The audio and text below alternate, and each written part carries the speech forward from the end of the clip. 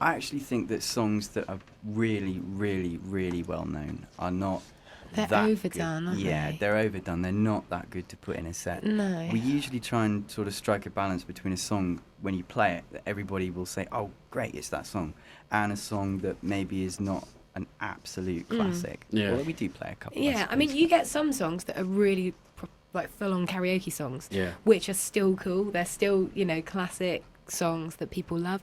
But then you do get the ones that just not. Like one that comes to mind is White Flag Yeah. by Dido. That's just so overdone on karaoke. Mm. And then, I mean, like Cabaret, everybody's like, oh, that's a lovely song. Why don't you do that? I'm like, no, because you start singing it and everybody will go, oh my God.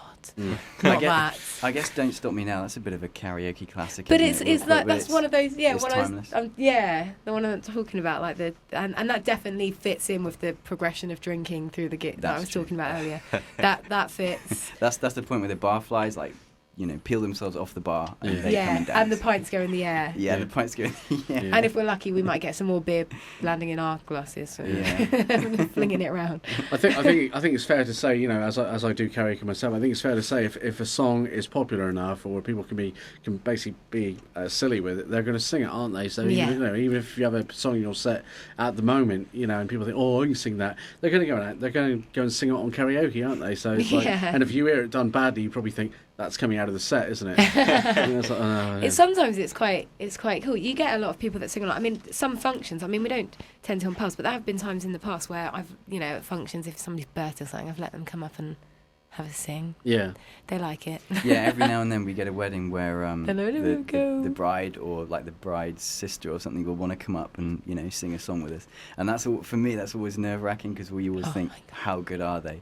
And everybody says, oh yeah, it's okay, I'm really good, don't worry, I'm a good singer. But, You kind of know it's all going wrong when they say, yes, I'm a good singer, don't worry. You kind of think, really? Because that's like, I never say to anybody I'm a good singer. Just go, can you sing? I'm like, well, I'm all right. Because if you say I'm really good, they go, no, you're not, you're rubbish. What are you doing that? So if you always go, no, I'm not very good, they go, wow, you're really cool. What do you do when people shout out requests, given the fact that you have a set list to play to? Are you flexible or? Well, yeah, depending on what they're shouting out. I mean, a prime example, we did a function recently, and we ended up playing a song which meant something to them, and it was complete impromptu. It's a Rod Stewart song, and we just started playing it. We never played it before in our life, and it was such good fun, and they really appreciated it. They didn't care that it was unrehearsed. They were just like, yeah, we do that. I mean, usually, because we play such popular songs, people quite often request songs that are already in our set anyway. Yeah. So then we can go, yeah, this one's for you, even though we're going to play it anyway. No, I always tell them that. Yeah. What would you say separates the Vision from any other cover band in Cornwall? My shoes. Your shoes. You've probably got the most glamorous singer. Have you seen my neon green shoes? They are incredible. You're not wearing them now, are you? No, I do have cool shoes though. They're blue and they're cool. I bought those ones in LA. Excellent. Not that I go shopping in LA all the time, But no, I think actually a lot.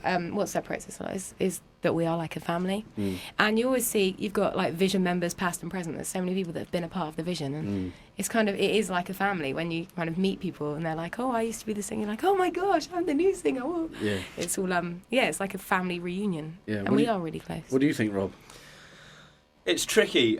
Again, in Cornwall, the bar is set so high with various bands and groups around. Something that sets us apart.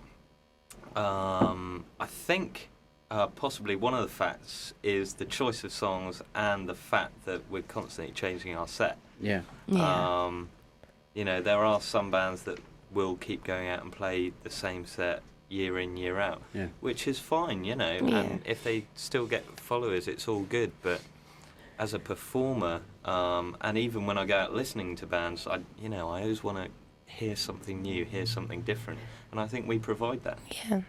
Yeah. What about you, John? Do you think there's something that makes your band, the Vision, stand out apart from other bands? And Basically, again, with what Rob was saying, really is the fact that we do tend to change our set very regularly, as regularly as we can. And a lot of bands don't seem to do that, because it's just nice if you play somewhere regularly every 6 or 8 weeks that you're going to have something different each time you play. And the people that came to see you the last time, when they come and see you again, they're going to see a couple of different songs in the set. We all know bands that have been playing the same set for 10 years, and that's cool, if it works. But You've got to keep it interesting for yourselves and keep it interesting for the audience. And I think that's why we seem to be doing quite well at the moment. Yeah, I mean, we've got songs that stay in the set for. I mean, they've got songs that have been in the set since before I was born, I'm sure. But yeah, no, we try and, I mean, usually when we do a practice and we learn new songs, we come prepared to do 3 songs.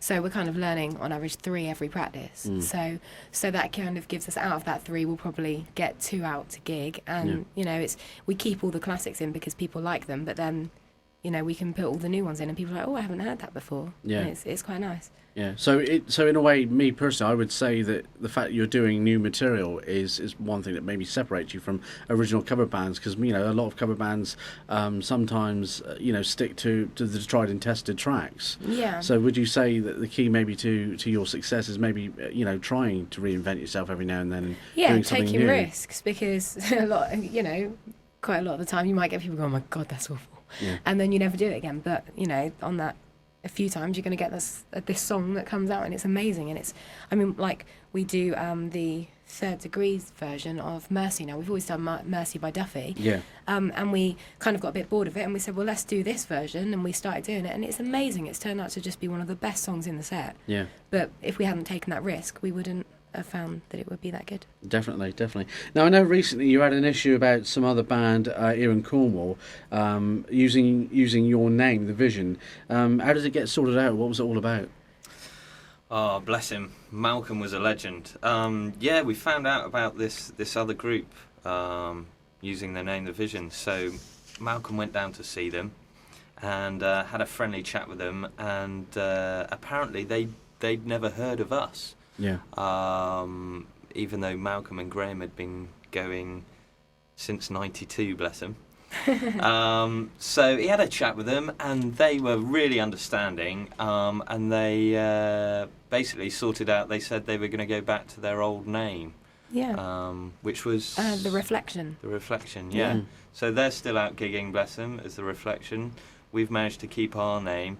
You know, we've had some people ring us up and say, oh, we were expecting to see you the other night and we didn't get to see you. We got to see this duo instead. And we were like, sorry guys, we didn't know anything about it. But yeah, it's all been sorted out amicably, and we think everyone's happy. Yeah, so it's not really an issue that someone out there is another 5-piece band doing exactly what you do. It was just a misunderstanding of names. They were completely different to us. It was. They weren't, and that's not good for them or for us, really, because obviously they'd have people that would be out watching them, and then they'd see us and they'd be like, who is this girl with crazy shoes? And who are these strange-looking men playing instruments? Not that we're strange-looking.